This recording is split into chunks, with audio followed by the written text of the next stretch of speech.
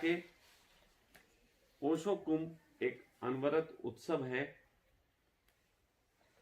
और एक चीज और है, जिसको समझ लें तो फिर ओशो का उद्देश्य पूरा होता है। सत्यम शिवम सुंदरम। पुरानी बात है लेकिन ओशो से पूरी जुड़ी हुई। सत्यम, शिवम और सुंदरम, इन तीनों चीजों को आप लोग समझते हैं स्वामी जी? हाँ जी। तीनों चीजों के प्रति थोड़ा सा आप बताएं। सत्य तो सत्य है ही, शिवम कल्याणकारी, और सुंदर, ये सुंदर, सौंदर्य। देखो, तीन शब्दों को बस जो इन्होंने कहा बिल्कुल वही है। ये कोई भेद नहीं है इसमें कोई एक्स्ट्रा ज्ञान नहीं। सत्यम, सत्य, जैसे तुम हो वैसे हो। इसमें कई बार क्या होता है कि मैं छोटी, क्योंकि इतना बड़ा परिवार संभाल रहा हूं, मैंने कुछ चीज नोटिस की, वो आज बताता हूं। मैंने नोटिस की कि कभी कभी कोई व्यक्ति कहता है यार वो व्यक्ति ठीक नहीं। अब जैसे कोई कहता है सत्य की बात, सत्यम में है कि मैं ऐसा हूं, जैसे मैं कह रहा हूं मैं ऐसा हूं। दूसरा व्यक्ति अगर हम कह रहे ठीक नहीं है, तो जो दूसरी बात आती है सत्यम शिवम, अब शिवम है कल्याण। अब जैसे सामने देखा, हमने कहा कि मैं ऐसा हूं, ये सत्य है। सामने जो व्यक्ति है वो सही नहीं है, लेकिन अगर शिवम को ध्यान करें तो हम कह सकते हैं वो भी सत्य है, वो ऐसा ही है, उसका सत्य यही है, मतलब उसका सत्य यही है। और जैसे ही हम कहें उसका सत्य यही है, कल्याण हो जाता है। और जैसे ही हम ये कहें कि नहीं नहीं उसका सत्य गड़बड़ है, मेरा वाला ठीक है, वैसे ही फिर शिवम नहीं घट सकता। तो यहां पे तीन काम ही सिर्फ अगर आप ध्यान रखें, आपका सत्य है, आप उसे प्रकट कर सकते हैं। अगर आपको किसी मित्र के साथ बैठ के बात करना है, किसी के सामने अपने भाव प्रकट करने, तो आप करो, अपने आप को खोलना सीखो। जैसे पूरे जगत में आप नहीं खोल सकते अपने आप को, सन्यासी हैं, ओशो सन्यासी पूरे जगत में डरे डरे दबे दबे रहते हैं, शिविरों में आते हैं तो एक दूसरे से अपने पूरे मन के उद्गार कहते हैं। तो मैं कहता हूं यहां भी अपने उद्गार कहो, हो सकता है इससे साहस आए, कल को घर पे भी कह सको। तो पहली बात है सत्य, दूसरी बात है सत्यम के साथ शिवम। शिवम का मतलब दूसरा जैसा है बेहतर है, हम उसको बदलने का प्रयास नहीं करेंगे। यहां पे अक्सर हमने देखा है लोग एक दूसरे को बदलने का प्रयास करते हैं, बदलने का प्रयास नहीं करेंगे। अगर वो व्यक्ति नहीं बदल रहा है, वो स्वयं में पीड़ा पाएगा, अपने आप बदले तो बेहतर है, नहीं तो हम बहुत प्रयास नहीं करेंगे बदलने का। हम समझा सकते हैं, कह सकते हैं, सामाजिक दृष्टिकोण से कुछ बातें कही जाती हैं, लेकिन अगर हम वो भी ना कहें तो परम कल्याण हो जाता है। और तीसरी चीज है सुंदरम। देखो, मैंने आपके लिए यहां पे ये चीज बनाई। आप में से शायद ही कोई ऐसा होगा जिसने आज तक किसी और जगह आश्रम में डॉर्मेट्री वगैरह यूज ना की हो, होटलों में ना की हो, कहीं ना की हो। क्या आपने डॉर्मेट्री देखी सुंदर इतनी? किसी ने देखी हो? क्या मैंने ये बनाई, क्या ये बात कहने के लिए बनाई कि मैं बहुत सुंदर कर रहा हूं? नहीं, ये मेरा स्वभाव, ये मेरा स्वभाव है कि मुझे हमेशा से सिखाया गया कि मेहमान जो तुम्हारा होता है वो जान से प्यार हो। ये मेरे पिता की शिक्षा रही कि मेहमान जो भी हो उसके लिए जितना हो सके करना। तो मेरे लिए आप सब मेहमान, मैं जितना हो सकेगा आपके लिए बेहतर करूंगा, और वही मैं कर रहा हूं।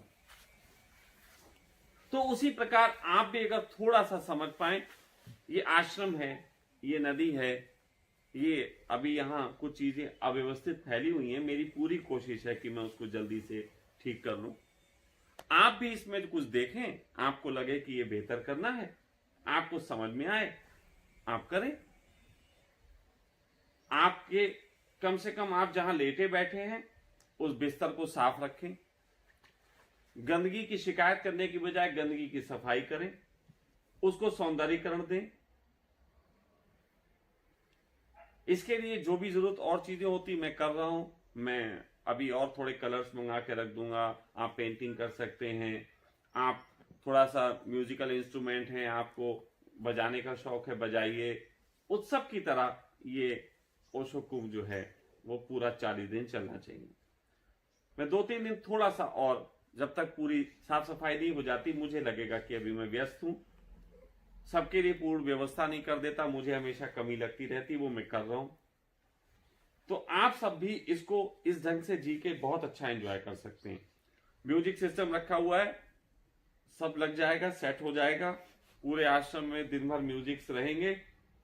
कोशिश करो कि अगर भोजन भी कर रहे हो तो हल्का सा नृत्य हो, चल रहे हो, एक दूसरे को देख रहे हो, बात कर रहे हो, म्यूजिक चल रहा है तो नृत्य होना चाहिए। हल्की फुल्की मस्ती तो जरूरी है लाइफ में। इस मस्ती के साथ आपको ध्यान में उतरना गहरा हो जाता। हां, एक चीज और है, वो है स्पॉन्टेनियस। और वो स्पॉन्टेनियस होने की कला बहुत कम लोगों को आती है। गुरजीएफ ने उसका बहुत उपयोग किया। गुरजीएफ अचानक ही अपने यहां कभी कुछ शुरू कर देता था, कुछ भी शुरू कर सकता था। किसी को भरोसा नहीं कि वो क्या करेगा, वो कभी भी कुछ भी शुरू कर सकता था। ऐसे ही थोड़ा सा मैं, हो सकता है कभी भी कुछ शुरू कर दूं, हो सकता है मैं अचानक ही, जैसे अभी चलो सब इकट्ठे बैठते हैं, मैं ध्यान भी करवा सकता हूं। कोई भरोसे वाला आदमी नहीं, कह दिया नहीं करवाऊंगा, करवा लिया, क्योंकि नियम में तो नहीं बनूंगा। लेकिन आप लोगों से कहा कि मैं नहीं करवाऊंगा, तो इसलिए कहा कि आप अपेक्षा मत करना, आप अपेक्षाओं से मुक्त हो, इसलिए कहा। मुझे आपसे कोई अपेक्षाएं नहीं है, आप भी मत करना। जितना स्वतंत्र हो सके उतना जीना। हम सब सहयोगी हैं एक दूसरे के। यहां पे मैं, सखा परिवार है, बच्चे रहते हैं, मुझे प्रेम करते हैं, साथ साथ वो मेरे सखा परिवार के संदेश में सहयोगी। मैं हूं, रिस्पॉन्सिबल हूं, तो मैं बच्चों को सिर्फ जहां सहयोग हो सकता है वहां करता हूं, ताकि वो सखा परिवार का जो संदेश है उसे खूबसूरत ढंग से फैलाया जा सके। तो यहां हम सहयोगी हैं, यहां कोई किसी का मालिक नहीं। मैं भी, ये ऊपर बैठ गया, ये सिर्फ इसलिए बैठ गया, ऊपर बैठूंगा बात आसानी से हो जाएगी, नहीं मैं भी नीचे बैठ सकता था, या आप सब ऊपर बैठ जाते, मैं नीचे बैठ जाता, तब भी काम चलता, बस बात आसानी से हो जाती। तो मैं, ये जो बातें मैंने कही थोड़ी सी कॉम्प्लिकेटेड लग सकती है, लेकिन बहुत सीधी सीधी कही है मैंने, बहुत सीधे सीधे सरल शब्दों में, कि आप नदी किनारे बैठ के खाली आंख बंद करके ध्यान कर सकते हैं। ध्यान कक्ष में भी बैठ के, लेट के, गप मार के ध्यान कर सकते हैं। खाना पीना खा के इतने होश पूर्वक होके ध्यान कर सकते हैं। झाड़ू उठा के अगर थोड़ी सफाई करनी पड़े तो होश पूर्वक उसमें ध्यान कर सकते हैं। अपना बिस्तर अपने आस पड़ोस में साफ सफाई रख के आप ध्यान कर सकते हैं। बाकी मुझे किसको क्या कब देने है वो मैं आप लोगों से बिना पूछे, क्योंकि देने का भाव पूछ के नहीं होता। मैं बादल की तरह बरसूंगा तो देखूंगा नहीं कि किस पे बरस रहा, मैं बस बरस जाऊंगा। तुम छतरी लगा लो, वो तुम्हारा काम है, मैं तो तुम्हें भिगोने के लिए बरस रहा हूं। और इसके लिए मैं भाई ज्यादा गाउन वाउन नहीं पहनूंगा, मैं जैसी ड्रेसों में होऊंगा वैसी रहूंगा। मैं आप सबको बता दूं, आप सब मुझसे बहुत ज्यादा अच्छे इंसान हैं इस मामले में। मैं लगभग 1.5 महीने से नहीं नहाया जब से मैंने ये काम छेड़ा हुआ है, और जब तक ये निपट नहीं जाता मैं नहाऊंगा भी नहीं। तो मैं गंदा अंदा आदमी, लेकिन जैसा हूं आपके सामने रहूंगा, आपके बिल्कुल सामने वैसा ही रहूंगा जैसा मैं हूं। मैं कोई पर्दा लिए हुए नहीं हूं। दूर से लोगों को बहुत सारे पर्दे नजर आते होंगे, लेकिन पर्दा कोई मेरे जीवन में नहीं है। मुझे आपके बीच आना है, अगर मन करेगा कभी मैं अच्छे कपड़े पहन के भी आ सकता हूं। स्वामी जी बेचारे हमारे बहुत सारे हमारे लिए गाउन अच्छे से बना के लाए, जीसस वाले, क्योंकि उनको पूरा विश्वास है एक दिन सूली लगेगी मुझे, तो उन्होंने अभी से मुझे वैसे ही बनवा दिए हैं सारे गाउन। तो कभी मन होगा तो वो भी पहन के बैठेंगे, आ जाएंगे। लेकिन मैं कंफर्ट जोन में ज्यादा रहना पसंद करता हूँ। जैसे दिव्या को लगता है कि बाल खुले होने चाहिए, वीडियो में अच्छे आते हैं, और मुझे लगता है टोपी अपनी सही है, बाल अपने सिमटे हुए, मैं अपना टोपी पहन के आ जाता हूँ। दिव्या 3 दिन से कह रही बाल खुले रखो, मैं नहीं रख रहा क्योंकि मुझे ऐसे कंफर्ट फील हो रहा। तो फिलहाल कुल मिला के मैं चाहूंगा आप सब भी बिल्कुल सहज रहो। यहाँ गाउन वाउन का झंझट नहीं है, कुछ नहीं है। हाँ, लाल वस्त्रों में निकलोगे वो भी अच्छा लगेगा, मैसेज जाता है। नहीं निकलोगे तो भी कोई मेरा जोर नहीं है। इंसान बनो, भगवान बनने और भगवान पाने के चक्कर में झूठा तो बिल्कुल ना पड़ो। असली जो होता है दीवाना, वो नजर आ जाता है, वो मुझे भी पता होता है। कोई दिखेगा तो मैं खुद ही जाके पैर पकड़ लूंगा उसके कि भाई तू बहुत प्यारा है, मैं खुद ही पकड़ लूंगा। लेकिन मत बनो भगवान, ना भगवान पाने चलो। इंसान हो जाओ, अच्छे इंसान हो जाओ, बहुत बड़ी बात हो जाएगी, बहुत बड़ी बात। क्योंकि एक अच्छे इंसान का मतलब भाई वो मत समझना हुक्का नहीं पीता है, ऐसा नहीं करता, सेक्स नहीं करता, ये वाला अच्छा इंसान नहीं होता। ये भी और ध्यान रखना, फिर तुम लोग मुझे कहीं नैतिक इंसान समझने लगो। मैं अच्छा इंसान का मतलब सिर्फ इतना सिखा रहा हूं, जो सत्यम को जीता है, शिवम जिसके स्वभाव में आ गया, सुंदरता की जिसकी आंख हो गई, सत्यम शिवम सुंदरम, 3 चीजों को जिसने अपनी जिंदगी में अमल कर लिया। चौथी चीज कभी होती ही नहीं। 3 चीजें जिसके पास हैं, वो परमात्मा का प्यारा, उसको परमात्मा भी पसंद करता है और मैं भी उसी को पसंद करता हूं। इन 3 गुणों से भरो, फिर देखो कितने निकट होते हो मेरे। इन 3 चीजों के प्रति, यहाँ जो आश्रम में बच्चे रहते हैं सब जानते हैं मैं इन्हीं 3 चीजों के पीछे लगा रहता हूँ कि इन्हीं 3 चीजों को समझो। सौंदर्य से रहो, अच्छे से रहो, एक दूसरे के प्रति भाव से भरो, अच्छे भाव से भरो और सत्य के साथ जियो। लेकिन सत्य वो वाला नहीं कि वो कर रहा था, हमने देखा उसने 2 मूंगफली चुरा ली थी सखा प्रेम के झोले में हाथ डाल के। ऐसा वाला सत्य नहीं मैं सुनना चाहता। मुझे इस तरीके के सत्यों से कोई लेना देना नहीं है। मुझे तो सत्य वो अच्छा लगे कि जिसने मूंगफली चुराई वही बताए आके कि मन तो कर रहा था खाने का, कह नहीं पाए तो चुरा के खा ली, वो सत्य होगा।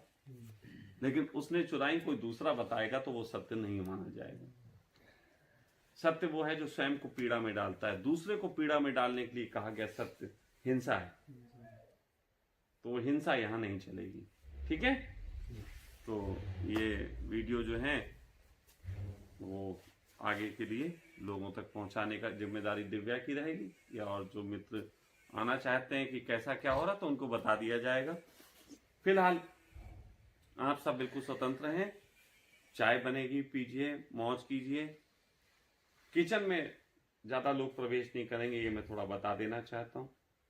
किचन में प्रवेश नहीं है, क्योंकि किचन में जो व्यक्ति काम करता है वो अपने एकांत में अच्छे से कर लेता है। सखा परिवार में मुझे एक और अनुभव हुआ, वो ये कि एक आदमी अकेला छोड़ दो तो 50 लोगों का भोजन बना सकता है, लेकिन 5 आदमी अगर इकट्ठे छोड़ दो बनाने के लिए तो वो 10 आदमी का भोजन नहीं बना सकते, क्योंकि बातें बहुत करते हैं। तो ये एक सखा परिवार का अनुभव है जो मैं जगत को देना चाहता हूँ। अगर आपके घर में भी आप देखते हो एक आदमी सबका बना लेता है, जैसी 2 घुसे झंझट शुरू।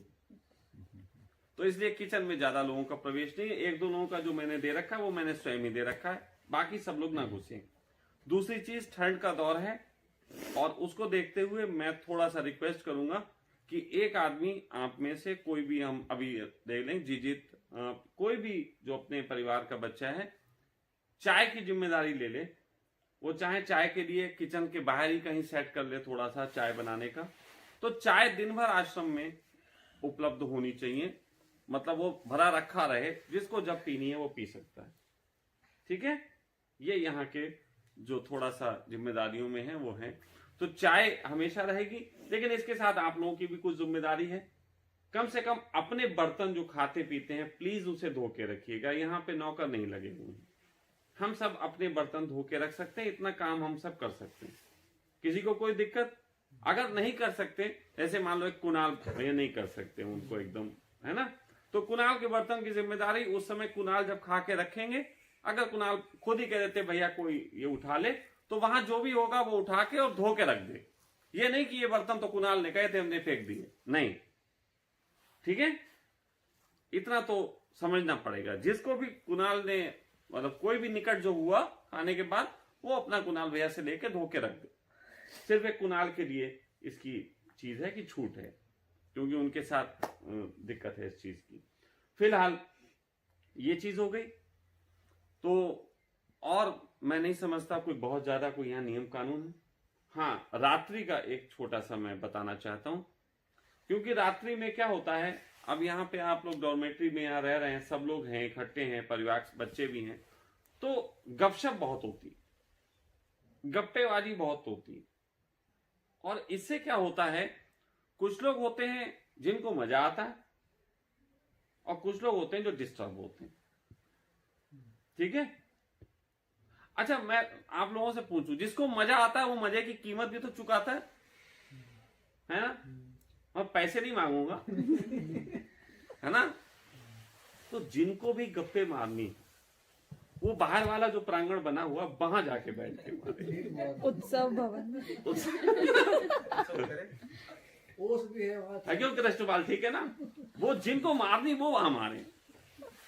बाकी अपना यहाँ 11 बजे मैं एक टाइम रखता हूँ। 11 तो बहुत है जी। मैं फिर भी 11 बजे रखता हूँ, बहुत नहीं है स्वामी जी, अब इतना लोग मिलते हैं इतने दिनों बाद, पता चल जाए 11 भी लेट है ना? 11 बजे एक अंत में मैं एक प्रयोग, आज रात्रि में मैं आप लोगों को यहाँ पे एक प्रयोग कराऊंगा। आज 10:30 बजे बैठूंगा, उसके बाद 11 बजे प्रयोग करा के मैं चला जाऊंगा। वो एक प्रयोग यहाँ के बच्चे सब जानते भी, समझ लेंगे। तो रोज रात को 11 बजे वो प्रयोग होगा और उसके बाद सब सो जाएंगे। नींद कम समय में बहुत अच्छी पूरी होगी, ये इसमें कोई दिक्कत नहीं है। लेकिन इतना है कि कम से कम फिर वो जिनको बातें करनी वो बाहर बैठ सकते हैं, लेकिन जब वो बातें करने वाले बाद में आएंगे तो वो इस तरीके से आए जैसे चोर आता है, मतलब किसी को डिस्टर्ब नहीं हो। अरे चोर कितना खूब प्यारा आदमी होता है, जिसे जो चाहिए वो ले जाता है, बाकी तो किसी को पता ही नहीं चलता। मैं चोर इसीलिए भी मुझे पसंद है, उनकी चाल बहुत अच्छी होती है और सीखा जा सकता है उनसे बहुत कुछ, कि चोर की चाल इतनी होती पड़ोसी को पता ना लगे। सजग रहे जी। हाँ, बहुत बहुत चोर अच्छे होते। मेरे एक बार हुई है चोरी ना रहते हुए, मुझे पता है, मुझे पता ही नहीं चला। अब मैं छोटी सी कमरे में ऊपर रहता था अपना, अच्छा वो चोर आया, वो ले गया सामान वामान, अरे मैं नंगा सो रहा था। अब मैं सोच रहा हूँ चोर क्या घुसा मेरे कमरे में कि नहीं घुसा, वो कभी मिले तो मैं पूछूं। लेकिन अगले दिन सुबह पुलिस आई, तो पुलिस मुझसे कहना कि आप बहुत बेहोश सोते हैं, आप बहुत बेहोश सोते हैं, आपको पता ही नहीं चला कि चोर आ गया। मैंने कहा मैं बेहोश नहीं हूं, बेफिक्र हूं, मेरे पास कुछ है ही नहीं। बेफिक्र आदमी ले क्या जाएगा, नहीं नहाएगा क्या, नहीं छोड़ेगा क्या। तो मैं बेफिक्र सो रहा, कपड़े भी तो उतार दिए, तो मैं बेफिक्र था, बेहोश नहीं था। और अगर मैं अब ऐसे सो रहा हूं, चोर आ जाए, चोर आ जाए, चोर आ जाए, ऐसे कोई सोता है? और अगर मैं बहुत होश पूर्वक सो रहा होता, कोई आया, तो फिर चोरी कहां होती, फिर डकैती होती, फिर वो मुझे मार के पीट के सामान ले जाता। तो मैंने कहा कि मैं बेफिक्र हूं, इसलिए चोरी का ही इल्जाम है। अगर मैं होश पूर्वक होता तो डकैती का केस बनता आज की तारीख में, एक आध कत्ल भी हो सकता था, या उसका या मेरा। तो कहने का अर्थ यह है कि जो यहां सो रहे हैं वो बेफिक्र सोएं, बेफिक्र सोएं। किसी का कोई सामान वामान अपना ऐसा है कीमती तो वो अपना रख दे। अगर किसी के पास ऐसा लगता है कि मोबाइल है, कहाँ रखें, बेफिक्र होने में दिक्कत हो जाती है, मोबाइल से बहुत दिक्कत होती है बेफिक्र होने में, तो उसका स्विच ऑफ करके प्रवीण को दे सकते हैं, सुबह प्रवीण वापिस कर देगा, वापिस करेगा। जरूरी नहीं। ऐसे करके हम लोग बेफिक्र हो सकते ये कैसे बेफिक्र होगा? मैं तो हैं। लॉक है ना, तो इसीलिए बनवा दिए। तो कहने का अर्थ इतना है कि जो सो रहे हैं वो बेफिक्र सोएं, और जो जाग रहे हैं वो चोर की तरह हैं। ध्यानी की सबसे खूबी ये होती है कि वो अपने ध्यान को इतना बढ़ा लेता है कि दूसरे के ध्यान में किसी तरीके का अवरोध पैदा ना हो, इसका भी ध्यान रखता है। कल्याण की भावना तो चली रही हो। मैं फिर कह रहा हूं कि ध्यानी अपने होश को इतना बढ़ा लेता है कि दूसरे का ध्यान ना डिस्टर्ब हो, इसका भी ध्यान रखता है। तो मैंने स्वयं अपने जीवन में इसको उतारा, इसलिए आपसे बात कर रहा हूं। कोई अगर कोई ध्यान कर रहा है, कुछ मुझे पता है, तो मैं बहुत ध्यान रखता हूँ, कोई जाए ना, कोई डिस्टर्ब, कोई उसको ना करे, मैं बहुत ध्यान रखता हूँ इस चीज। तो फिलहाल ये छोटी छोटी कुछ चीजें मैंने यहाँ कही। बाकी बीडी कहना चाहता है तो बीडी ने लिख लिख के जगह जगह लगा रखा है, जो भी वो कहना चाहता है वो आप लोग पढ़ लेना। इंग्लिश सिखा रहे सबको।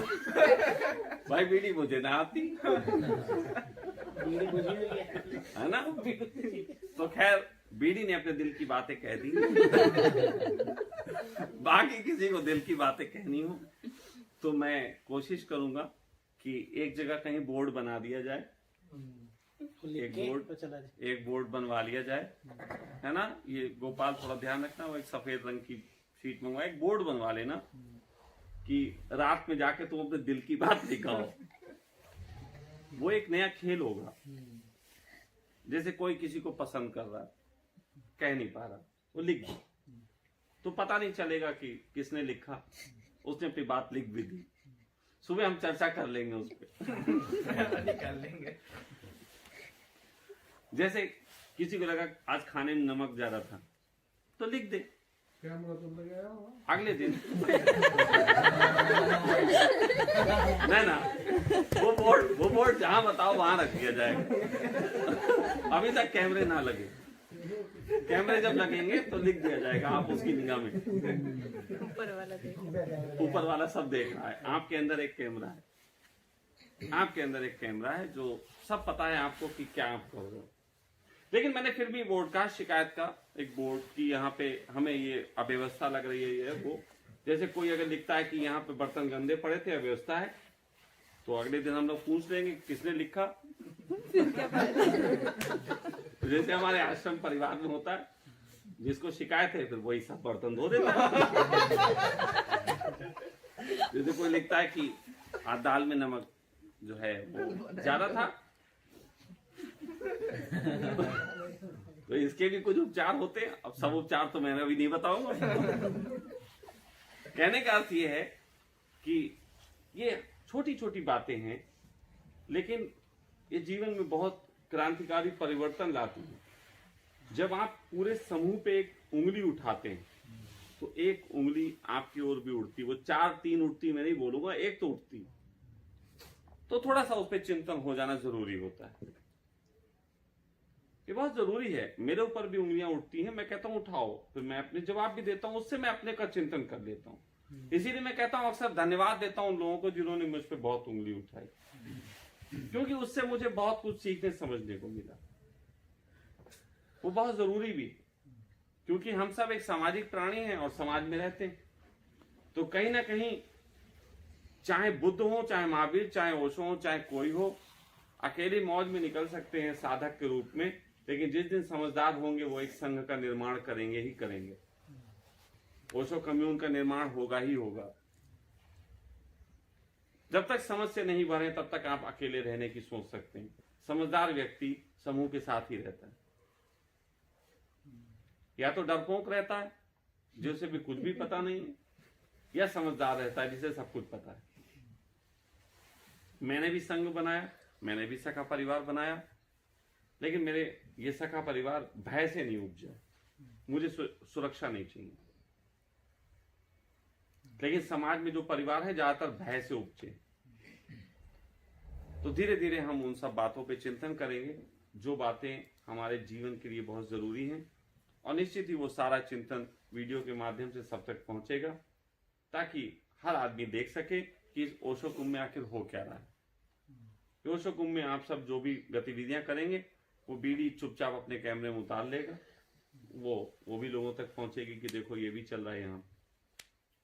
तो कई चीजें हैं, मैंने कोशिश किया है ज्यादा से ज्यादा अपनी बातें खोल के कहने की। हमारे परिवार में भी जो होता है बहुत कुछ हम बता देते हैं, कह देते हैं। तो फिलहाल मौज जारी है, सब लोग अपने अपने तरीके से मौज करें। मेरा हुक्का बुझ गया, मेरा हुक्का बुझ गया। Audio